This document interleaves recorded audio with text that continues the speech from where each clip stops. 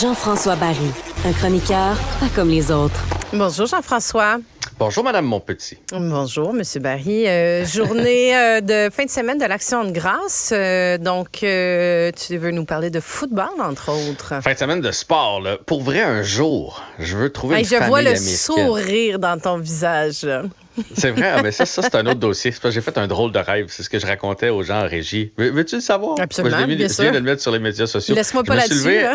Je me suis levé un matin en me rappelant de mon rêve. Ça, c'est toujours drôle. J'ai rêvé qu'Alex Perron avait eu 11 enfants in vitro. Puis là, je le recevais à souper. Mais tout, tu sais, ça avait l'air d'une bande dessinée. Tu sais, les rêves, ils étaient tous pareils. Tous des petits blonds, des petites blondes de Il de venait même avec âge. ses 11 enfants Ouais, identiques. il était venu là. souper. Il était OK. venu souper à la maison, puis là, on avait décidé de se baigner, puis là, je capotais parce que 1, 2, 3, 4, 5. Tu sais, tu veux toujours les compter dans la piscine pour être sûr qu'il y en a assez.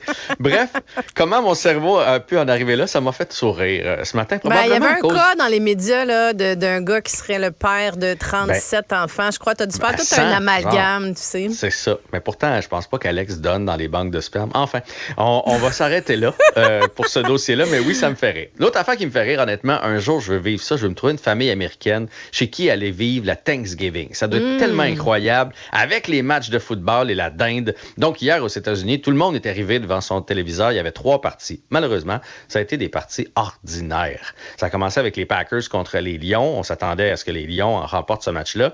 Mais finalement, les Packers sont sortis en trombe et ils ont pris rapidement les devants. Puis les Lions n'ont jamais été capables de revenir. Donc, ça a été une déception pour les gens de Détroit. Victoire de 29-22. Jordan Love était en état de grâce. Question de faire un jeu de mots. Un beau jeu de mots, hein?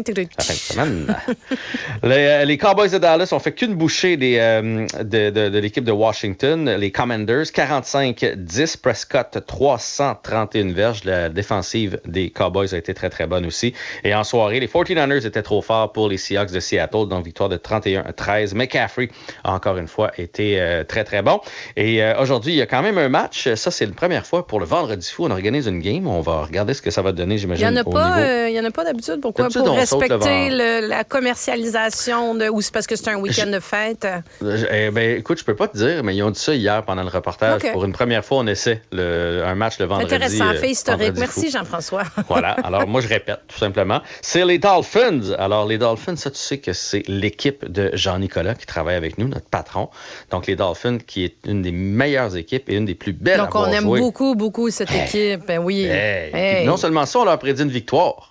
Ben oui, c'est sûr. Non, mais comment tu veux qu'ils fassent autrement? Ils sont tellement bons. Ouais, c'est dans quel sport déjà, Jean-François? C'est Dans la dinde. Donc, ils ont une fiche de 7-3, jouent contre les Jets 4-6. C'est un match de division dans l'Est de l'Américaine. Ça risque d'être un bon affrontement. Mais je pense que Tua va mener son équipe à la victoire. Donc, ça ressemble à ça du côté de la NFL aujourd'hui.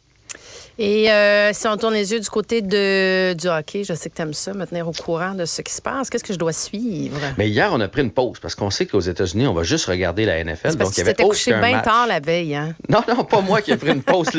La Ligue nationale de hockey a pris une pause. Il n'y avait aucune partie dans le circuit Bettman, mais aujourd'hui, il y en a 15, donc 15 matchs, dont celui du Canadien qui sera à San Jose, mais en après-midi. Alors, c'est bon de se rappeler. S'il y en a qui veulent l'écouter, il va être à 15h30. Et si tu croises des gens au bureau, tu pourras leur dire aujourd'hui, Marie, c'est question d'avoir l'air de connaître ça. Le Canadien n'est pas très bon, mais les Sharks sont encore plus poches. Tu pourras leur lancer ça. OK? C'est bon, Parce je la que les retiens, Sharks- celle-là. Les Canadiens ne sont pas très bons, mais les Sharks sont encore plus poches. Donc, ça favorise nos chances de remporter le match, n'est-ce pas? Ben, on n'a pas le droit de l'échapper, même. Tu Non, pourrais on n'a dire pas ça. le droit de l'échapper. On n'a pas le droit. C'est bon, Voilà. Jean-François, j'aime ça. Tu me fais mes liners sportifs de la journée. Parce que les Sharks, c'est la pire équipe de la Ligue. Tu sais, Ah pour oui, te OK. dire, là, Rien de moins tout le temps ou juste cette saison-ci? Cette année, ça n'a juste pas de sens. Honnêtement, ça fait longtemps que j'ai pas vu une équipe aussi mauvaise. Donc, on n'a pas le droit de l'échapper. On n'a pas le droit de l'échapper. OK, Les je vais Canadiens- dire ça pendant toute la saison. Si à un moment donné, il faut que je change ma ligne, tu me le diras. Je te dirais, la majorité du temps, c'est l'inverse quand même. Le Canadien affronte de meilleures équipes. Mais là, le Canadien, là, 18 points depuis le début de l'année, puis c'est pas spectaculaire. Les Sharks, 7. Ils ont 3 victoires depuis le début en 20 parties. Là. Ça n'a juste pas de bon sens. Ils ont marqué 28 buts.